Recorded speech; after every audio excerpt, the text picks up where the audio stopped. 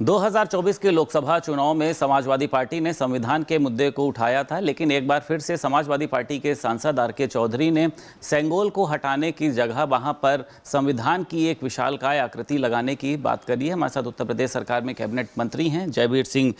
R K. Chaudhary ने कहा है कि सेंगोल को हटाया जब कोई राजतंत्र नहीं चल रहा है, ये लोकतंत्र चल रहा है। उनका इशारा किस तरफ है? क्या आपको लगता है एक बार फिर से ये 2027 में संविधान के मुद्दे पर आपको घेरने जा रहे हैं?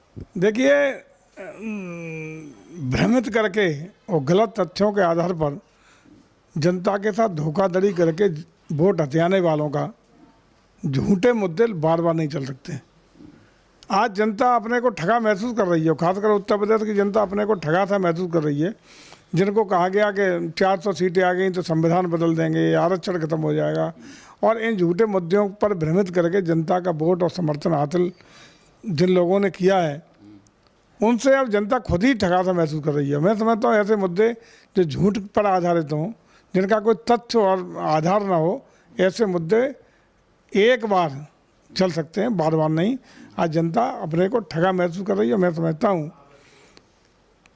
कि आने वाले दिनों में हम पुनः नई ऊर्जा के साथ, नए जोश के साथ हर चुनाव जीतेंगे और इस तरह के मुद्दे अब चलने वाले नहीं हैं। अच्छा, संविधान को लेकर बीएसपी ने कहा है कि समाजवादी पार्टी ने खिलवाड़ किया क्योंकि अफजाल अंसारी शपथ नहीं ले पाए, उनको 4 साल की सज़ा सुनाई गई थी, तो सपा को उनको टिकट ही नहीं देना चाहिए था, जबकि अफजाल अंसारी कल सदन में मौजूद भी, उन पर मुकदमा दर्ज होना चाहिए। इसको आप किस तरीके से देखते हैं? जब सपा को पता था कि उनको सज़ा होनी है, इस तरीके की टिकट दी, खिलवाड़ किया गया।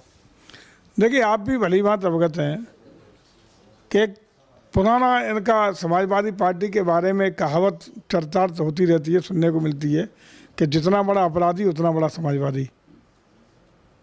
तो हमेशा अपराधियों का बोलबाला रहा है, अपराधियों को संरक्षित करने का काम सपा ने किया है, और निश्चित रूप से उसी के दृष्टिगत ये जो आप बता रहे हैं प्रकरण, वो उसी से जुड़ा हुआ प्रकरण है। अरविंद केजरीवाल की गिरफ्तारी को लेकर आम आदमी पार्टी कह रही है कि बीजेपी ही ये सब कुछ करा रही है, वो चाहती नहीं है कि अरविंद केजरीवाल जो है वो जेल से बाहर आएँ। तो आपको लगता है कि एक बड़ा आरोप जो है वो आप लोगों के ऊपर लगातार लग रहा है, सरकारी एजेंसी के दुरुपयोग का लग रहा है, ईडी सीबीआई तमाम?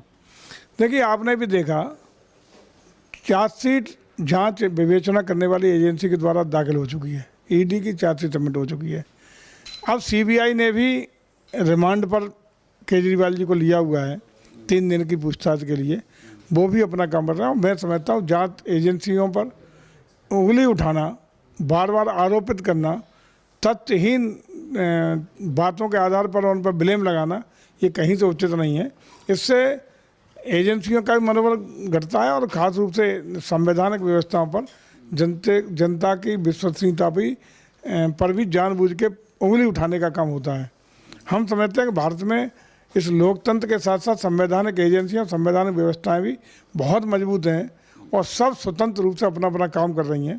लोगों को न्याय देने का काम हो रहा है। मैं समझता हूँ चाहे केजरीवाल का मामला हो, अन्य मामले हों, विपक्ष को माननीय न्यायालय पर और जांच एजेंसी पर विश्वास करना चाहिए। अयोध्या सर बीजेपी का ड्रीम प्रोजेक्ट रहा है, तमाम तरीके के काम हुए, लेकिन विपक्ष ने कहा कि बीजेपी सरकार का सबसे बड़ा घोटाला है, इन्होंने प्रभु श्री राम के नाम को भी नहीं छोड़ा, वहाँ पे सड़कें जो हैं उखड़ गई हैं, तमाम जगहों पर बाउंड्री गिर गई है, पानी भरा हुआ है।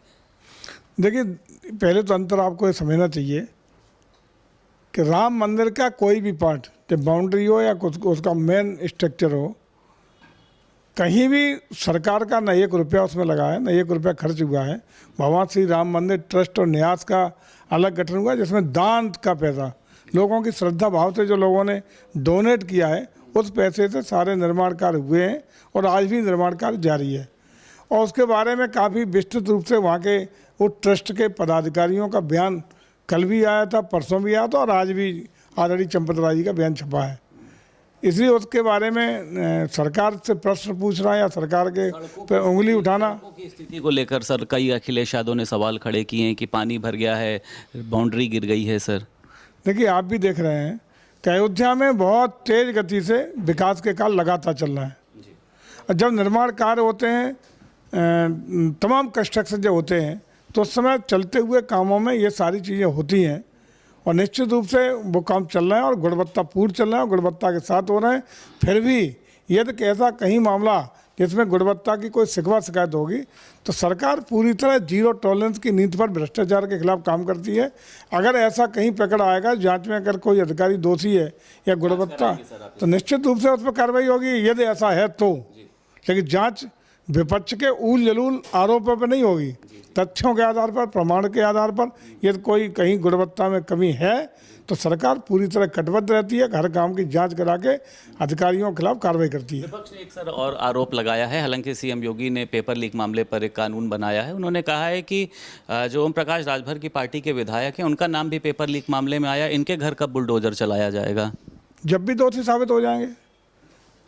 कभी भी किसी भी आपराधिक कृत्य में, आपराधिक मामले में, कहीं का हो, किसी विषय का हो, यह दोष सिद्ध होता है, विवेचना में कोई दोषी पाया जाता है, जांच में कोई दोषी पाया जाता है, तो सरकार किसी के साथ कोई भेदभाव नहीं करती है। दोषी चाहे किसी राजनीतिक दल का हो, बड़ा आदमी हो, छोटा आदमी हो, उससे कोई फर्क नहीं पड़ता। दोषी के खिलाफ आदरणीय मुख्यमंत्री जी का कठोर दंड देने का प्रावधान था, है और आगे भी रहेगा। बहुत शुक्रिया बात करने के लिए। उत्तर प्रदेश सरकार में कैबिनेट मंत्री जयवीर सिंह हमारे साथ मौजूद थे। लखनऊ से वीडियो जर्नलिस्ट मेहंदी हसन के साथ संदीप खेर, भारत समाचार।